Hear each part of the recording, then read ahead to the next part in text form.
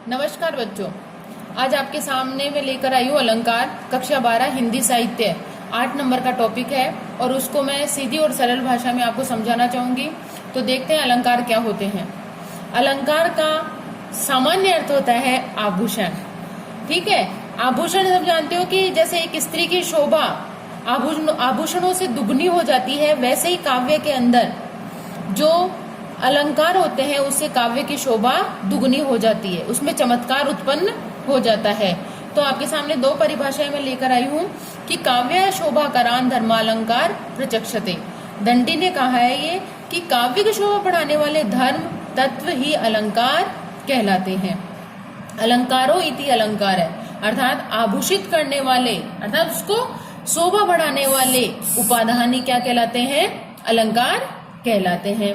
तो सामान्य बात क्या हुई इसके अंदर कि अलंकार शब्द की शक्ति को सामर्थ्य प्रदान करते हैं, तो अर्थ की दृष्टि से ऊर्जावान भी बनाते हैं। ये मुख्य बात निकली है इस अलंकार में से। अब अपन आगे देखते हैं कि अलंकार के भेद कितने होते हैं। तो सामान्य से पूछा जाता है कि अलंकार की परिभाषा दीजिए और उसके भेदों के नाम लिखिए। तो परिभाषा मैंने आपको दे दी है और इसके 3 भेद होते हैं: शब्दालंकार, अर्थालंकार और उभयालंकार। शब्दालंकार से नाम से ही पता चल रहा है कि शब्दालंकार अर्थात शब्दों के द्वारा चमत्कार हो, अर्थालंकार यानी शब्द के अर्थ द्वारा चमत्कार हो, और उभयालंकार, उभय का मतलब है दोनों से, अर्थात शब्द में भी हो और अर्थ में भी हो, वो होता है उभयालंकार। शब्दालंकार में देखो कौन कौन से अलंकार आ जाते हैं। कम से कम 6 अलंकार इसके अंदर आ जाते हैं, 6 या 7 के अनुसार, जैसे अनुप्रास, श्लेष, यमक, वक्रोक्ति, पुनरोक्ति, पुनरुक्ताभास, विप्सा आदि। और अर्थालंकार के अंदर आ जाते हैं उपमा, रूपक, अन्योक्ति, समासोक्ति, विभावना, दृष्टांत, प्रतीक, विरोधाभास, व्यतिरेक आदि। और इसके अलावा और भी है, वो भी इसी के अंतर्गत आ जाते हैं। उभयालंकार के अंदर शंकर और संसृष्टि, ये अलंकार है शब्दालंकार, अर्थालंकार और उभयालंकार। और अब जो मैं तुम्हारे सामने प्रस्तुत कर रही हूँ उसके अंदर हम सबसे पहले जो हमारे हिंदी साहित्य के टॉपिक में पहला अलंकार है वो है अन्योक्ति अलंकार। देखो बच्चों ध्यान से पढ़ना, क्योंकि 8 नंबर का टॉपिक है और मैं मानती हूँ कि 8 नंबर के टॉपिक ये 3 पेज पढ़ने से आपको आराम से समझ में आ जाएंगे। तो देखो सबसे पहले मैं ले रही हूँ अन्योक्ति। अन्योक्ति का मतलब होता है अन्य को कही गई उक्ति, मतलब सामान्य मैं तुमको ना कहकर किसी सामने वाले की बात दूसरे को अप्रस्तुत रूप में प्रस्तुत कर दूं। और इस अन्योक्ति का नाम होता है, दूसरा नाम भी दे रखा है जिसको अप्रस्तुत प्रशंसा अलंकार भी कहते हैं। बिहारी का दोहा आपने बहुत अच्छे से सुन रखा होगा और आपने पढ़ा भी होगा, नहीं पराग नहीं मधुर मधु, नहीं विकास ही काल, अली कली सो बंदो आगे कौन हवाल। अब बताओ बच्चों, इसके अंदर वो एक बिहारी, उन्होंने एक दोहा मिर्जा राजा जयसिंह को सुना दिया और उस दोहे से पूरा परिवर्तन हो गया, क्योंकि वह अपनी नवोड़ा पत्नी के अंदर जहां बीजी थे वहीं पर देखो कि वह उस छोटे से दोहे को सुनकर बिल्कुल परिवर्तन हो गया था उनके अंदर। ऐसे ही जहां अप्रस्तुत के वर्णन के द्वारा प्रस्तुत का बोध कराया जाए वह अन्योक्ति अलंकार होता है। अब मैं आगे आपको ये भी बता रही हूँ कि प्रस्तुत क्या होता है, अप्रस्तुत क्या होता है, क्योंकि हो सकता है कि डेफिनेशन में या परिभाषा में तुम्हें थोड़ा सा समझ में नहीं आए कि प्रस्तुत अप्रस्तुत क्या बता रही है। पर ये देखो, प्रस्तुत का अर्थ होता है जो प्रसंग का विषय होता है, जो कहना चाहता है कवि, अर्थात जिस बात को कवि समझाना चाह रहा है वो होता है प्रस्तुत अर्थ। और अप्रस्तुत क्या होता है कि प्रसंग का विषय नहीं होता है लेकिन प्रस्तुत अर्थ के समान होता है, कि अप्रस्तुत हो जाता है वो। उदाहरण आपके सामने देखो, माटी कहे कुम्हार से तू क्यों रोंदे मोय, एक दिन ऐसा आएगा मैं रोंदूंगी तोय। यह माटी और कुम्हार अप्रस्तुत अर्थ है, जबकि यह हमारे लिए है। माटी ईश्वर है और कुम्हार हम हैं। माली आवत देख कर कलियन करी पुकार, फूल फूल चुन लिए काल हमारी बार। अब देखो यहाँ माली को आते देखकर कलियां रोने लगती है, पुकार करने लगती है और कह रही है कि फूल फूल चुन लिए हैं और कल हमारी बारी है। ये तो सामान्य अर्थ हो गया, लेकिन इसका अप्रस्तुत अर्थ क्या हो रहा है? यह माली का मतलब है मृत्यु और कली का मतलब है युवा और फूल का मतलब है वृद्ध। कि मृत्यु बूढ़े लोगों को आ गई है और अब बच्चे सोच रहे हैं कि कल हम भी बूढ़े हो जाएंगे और हमको भी मृत्यु आ जाएगी। तो यह अप्रस्तुत अर्थ हो गया यहाँ पे ये। साई घोड़न के अछत गधन पायो राज। अब देखो कि घोड़े के साथ साथ गधों ने राज पा लिया है, यानी कि घोड़े को राज नहीं मिला है, गधों को राज मिल गया। अर्थात जहां राजनीति में अच्छे युवा पीछे रह जाते हैं, वहीं देखो राजनीति में जो पैसे वाले होते हैं वो आगे बढ़ जाते हैं। ये चीज उनके लिए भी लागू होती है। तो यहाँ पर भी घोड़े और गधों के बारे में अच्छे से समझाया गया है। ये था अपना अन्योक्ति अलंकार। दूसरा है तुम्हारे लिए समासोक्ति अलंकार। समासोक्ति, अब देखो बिल्कुल सरल है ये भी, आप एक बार इसकी परिभाषा देखो कि प्रस्तुत के वर्णन में समान अर्थ सूचक विशेषणों के द्वारा अप्रस्तुत का बोध किया जाए। इसमें भी अप्रस्तुत का बोध किया जाता है, लेकिन इसका अर्थ प्रस्तुत के साथ अप्रस्तुत अर्थ भी सूचित होता है। इसके अंदर दोनों ही अर्थ सूचित होते हैं। वह कुसुम रंगीला धूल में जा पड़ा है, नियति नियम तेरा भी बड़ा ही कड़ा है। अब इन दोनों ही लाइनों से कुछ समझाने की कोशिश की है। नीचे मैंने इसका हिंदी अर्थ भी दे रखा है कि यहाँ कुसुम का अर्थ होता है, अर्थ प्रस्तुत है जिसमें किसी युवा जन की अकाल मृत्यु का अप्रस्तुत अर्थ भी निकलता है। यहाँ कुसुम किसके लिए आया है? मृत्यु, अकाल मृत्यु, युवा के लिए और अकाल मृत्यु के रूप में अप्रस्तुत है। सो दिल्ली अब निबहुर देसु, कोई न बहुरा कहिए संदेशु। दिल्ली प्रस्तुत अर्थ है, दिल्ली का यहाँ पे अप्रस्तुत अर्थ हो गया परलोक। तो सामान्य अर्थ है। आपको देखो याद करने की एक सीधी सी बात बता रही हूँ, या तो आप परिभाषा याद कर लो, परिभाषा के साथ एक एक उदाहरण याद कर लो। उदाहरण आपको जरूर याद करना है, क्योंकि उदाहरण के लिए 4 नंबर का प्रश्न यदि अगला देते हैं एग्जामिनर, तो 4 नंबर के प्रश्न में आपसे उदाहरण तो मांगता ही है। तो एक एक उदाहरण याद करोगे तो अपने आप इसकी परिभाषा भी तुम्हें याद हो जाएगी। तो कोशिश करो कि एक एक जो आपको इजी लगे वही उदाहरण आप याद कर लो। विभावना, तीसरा अलंकार है आपके सामने विभावना। विभावना में क्या है? आप इसका सीधा सा मैंने तुम्हारे सामने लिख रखा है, जिसके अंदर बिना, बिनु, बिन ऐसे शब्द आ जाते हैं सामान्य सी भाषा में। अब देखो, जहां कारण न होने पर भी कार्य हो जाए वहां विभावना अलंकार होता है। मतलब कारण नहीं है लेकिन फिर भी कार्य सिद्ध हो जाता है वहां पर। देखो छोटा सा उदाहरण है कि बिन पद चले सुने बिनु काना, कर बिनु कर्म करे विधि नाना।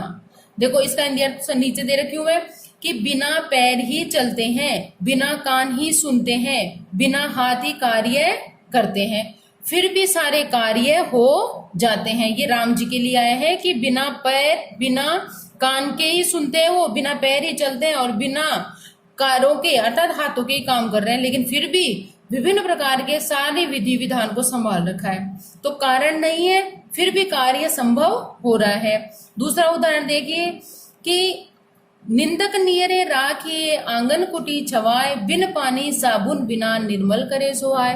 अब यहाँ पर कहा गया है कि निंदा करने वाले व्यक्ति को पास में रखो, जो हमारी आंगन की कुटी को क्या करता है? सुशोभित करता है, जो बिना साबुन के, बिना पानी के ही हमारे को क्या कर देता है? स्वच्छ और निर्मल बना देता है। अब बताओ बिना पानी और साबुन के कैसे कोई निर्मल होता है? हाथ धोने के लिए साबुन चाहिए, सफाई के लिए, लेकिन यहाँ पे बिना साबुन, बिना और बिना पानी के बिना ही निर्मल स्वभाव हो जाता है। ये विभावना है। बिना, बिनु, बिन ऐसे शब्दों का यहाँ पर प्रयोग किया जाता है। देखो बिना यहाँ पे भी है, बिना यहाँ पर भी है, तो ऐसे शब्दों का यहाँ पे प्रयोग किया जाता है। चौथा है आपके सामने विशेषोक्ति। विशेष उक्ति कही गई हो किसी के बारे में, कारण के उपस्थित रहने पर भी जब कार्य का न होना वर्णित किया जाए तब विशेषोक्ति अलंकार होता है। अब देखो सीधी सी बात है, मैंने एक तरफ विभावना लिखा है तो एक तरफ विशेषोक्ति।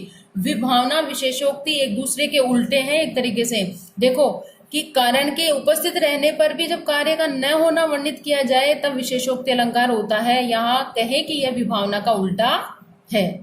धनपति उहे जेहिक संसारू, सबही देई निता घटनय भंडारू। देखो जो धनपति होता है पूरे संसार में धनी धन बांटता रहता है, धनी धन बांटता रहता है, लेकिन उसका भंडार घटना रूपी कार्य नहीं होता, उसका भंडार बढ़ता ही जाता है। सबको सदा देना रूपी कारण होने पर भी भंडार का घटना रूपी कार्य नहीं होता। एक नीचे दूसरा उदाहरण, नीर भरे नित प्रति रहे, तऊ न प्यास बुझाई। अर्थात नीर भरे अर्थात पानी भरा रहता है लेकिन फिर भी प्यास नहीं बुझती है, सीधी सी बात कि मतलब पानी है, प्यास नहीं बुझ रही। सुनत जुगल कर माल उठाई, प्रेम विष पहराई न जाई। यहाँ सीता स्वयंवर का वर्णन है कि सीता जी के हाथ में माला है, लेकिन वह प्रेम में विवश होकर उनसे पहनाई ही नहीं जा रही है। तो यहाँ पर कारण सामने है ना, फिर भी कार्य नहीं हो पा रहा है। तो देखो विभावना का बिल्कुल उल्टा। पांचवा अलंकार है आपके सामने दृष्टांत। दृष्टांत एक बात कहकर फिर उससे मिलती जुलती दूसरी बात पहली बात उदाहरण के रूप में कही जाए, इस प्रकार जब दो वाक्यों में बिंब प्रतिबिंब का भाव हो। दृष्टांत का मतलब ही बच्चों याद रख लेना कि बिंब प्रतिबिंब होता है। दृष्टांत का मतलब ही क्या होता है? बिंब प्रतिबिंब, मिलती जुलती बात कही जाती है इससे। जैसे उदाहरण आपके सामने है कि करत करत अभ्यास से जड़मती होए सुजान, रसरी आवत जात से सिल पर पड़त निशान। अब इसकी उदाहरण है, क्या कहा गया है पहली बार में कि अभ्यास करते करते जो जड़मती, जो बुद्धिहीन व्यक्ति होता है वो भी चतुर हो जाता है, सुजान हो जाता है। जैसे कि रसरी आवत जात पे, रस्सी उस पत्थर पर आती है, आती रहती है, उस पे बार बार में घूमती रहती है, तो उस सिल पर अर्थात उस पत्थर पर भी निशान पड़ जाता है। इससे मिलती जुलती बात नीचे वाली लाइन में कही गई है। सत सुधरही सत संगति पाई, पारस परसी कुधातु सुहाई। नेक्स्ट में चलते हैं अपन, छठा है आपके सामने प्रतीप अलंकार। प्रतीप में क्या दे रखा है? प्रतीप में देखो, जहां पर प्रसिद्ध उपमान को उपमेय अथवा उपमेय का उपमान सिद्ध करके उपमेय की उत्कृष्टता वर्णित की जाए। उपमेय और उपमान का खेल है इसके अंदर। मतलब इसके अंदर आपको आराम से समझ में आ जाएगा प्रतीप का अर्थ ही क्या होता है, उल्टा या विपरीत। प्रतीप का अर्थ क्या होता है, उल्टा या विपरीत। यह उपमा का उल्टा होता है। उपमा में तो क्या होता है कि तुलना करी जाती है, उपमेय को अच्छा बताया जाता है ना, तुलना करी जाती है उसके अंदर। लेकिन ये इसके अंदर क्या करी जाती है कि प्रसिद्ध उपमान को या उपमेय का उपमान सिद्ध करके उपमेय की उत्कृष्टता वर्णन की जाती है। जैसे सखी मयंक तव मुख सम सुंदर, यहाँ चंद्रमा को मुख के समान सुंदर बताया गया है, मुख को श्रेष्ठ बताया गया है। मुख को श्रेष्ठ बताया गया है, जबकि चंद्रमा कितना सुंदर होता है, लेकिन फिर भी मुख को श्रेष्ठ बताया गया है। कल्प वृक्ष की ही काम को जब है नृप जसवंत, यहाँ राजा जसवंत को कल्प वृक्ष से ज्यादा अच्छा बताया गया है। करे प्रकाश प्रताप तब कहाँ भानु को काज, यहाँ सूर्य से ज्यादा महाराणा प्रताप को अधिक अच्छा बताया गया है। तो ये होता है प्रतीप अलंकार। प्रसिद्ध उपमान को उपमेय को क्या कर दिया जाता है, उपमान सिद्ध करके उपमेय की उत्कृष्टता वर्णित कर दी जाती है। सातवां है मानवीकरण। जब प्रकृति सुलभ वस्तुओं मानव पर मानव सुलभ चेष्टों का आरोप किया जाता है, या कहे कि जड़ पर चेतन का आरोप किया जाता है। सीधी सी बात है, मानवीकरण मतलब मनुष्य रूपी जितनी भी वस्तुएं या मनुष्य है उसको किस पर आरोप कर दिया जाए, प्रकृति के ऊपर, वातावरण के ऊपर। जैसे सीधे सी बात है कि तना किस बात पर तना है, जहां पर बिठा दिया था वहीं पर है बना। अब तना कौन होता है, यहाँ तना, यहाँ तनते हैं, इंसान ही तनते हैं, यहाँ तने की बात हो रही है, जो पेड़ों के होते हैं उनकी बात हो रही है, लेकिन इसको क्या कर दिया, मानव संबंधित बना दिया। मेघमय आसमान से उतर रही संध्या सुंदरी परिसी धीरे धीरे। संध्या को क्या बता दिया गया, एक सुंदर नायिका बता दिया गया, और वो ऐसे उतर रही है धीरे धीरे धीरे। उतरता कौन है, संध्या को सुंदरी बताकर यहाँ मानव को सुशोभित किया गया है। फूल हंसते हैं, फूल जबकि खिलते हैं, मनुष्य हंसते हैं, लेकिन यहाँ फूलों को हंसता हुआ बता दिया गया। आशा उदास आती है, मुख पीला ले जाती है। आशा एक मनोभाव होते हैं, मन का संवेग होता है, मन के भाव होते हैं, लेकिन आशा को उदास बताया गया है। इंसान उदास होते हैं, आशा थोड़ी होती है, और उसका मुख भी बता दिया गया है जो पीला है। यह था अपना मानवीकरण। अब नेक्स्ट देखते हैं व्यतिरेक अलंकार। जब व्यतिरेक, जब उपमेय में उपमान की अपेक्षा कोई भली या बुरी बात अधिक बताई जाए, अर्थात उपमेय को उपमान से किसी बात में बढ़कर बताया जाए। लेकिन देखो प्रतीप और व्यतिरेक में अंतर है। प्रतिरेक में तो सिद्ध कर दिया जाता है, लेकिन इसमें कारण भी दिया जाता है। व्यतिरेक और प्रतीप में यही अंतर है कि इसमें से कारण होता है। जैसे साधु ऊंचे सेल सम किंतु प्रकृति सुकुमार, यहाँ सज्जनों को पर्वतों के समान बताया गया, किंतु उसमें यह भी बताया गया कि सज्जनों की प्रकृति क्या होती है, कोमल होती है। ऊंचे तो होते हैं पर्वतों के समान, लेकिन वो सज्जन व्यक्ति सुकुमार भी होते हैं, कोमल भी होते हैं। मुख मयंक सो है सखी, मधुर वचन सविशेष। यहाँ मुख को चंद्रमा के समान बताया गया है, पर उसमें चंद्रमा की अपेक्षा यह बात अधिक बताई गई है कि उसमें मीठे वचन भी होते हैं।